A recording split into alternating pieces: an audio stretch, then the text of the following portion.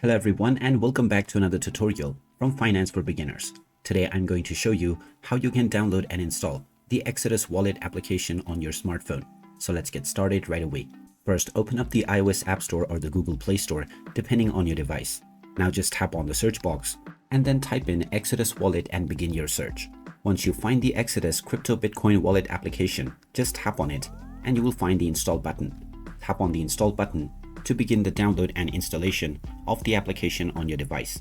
Just wait until the installation is completed, and once you see the open button, you can tap on it to open up the app.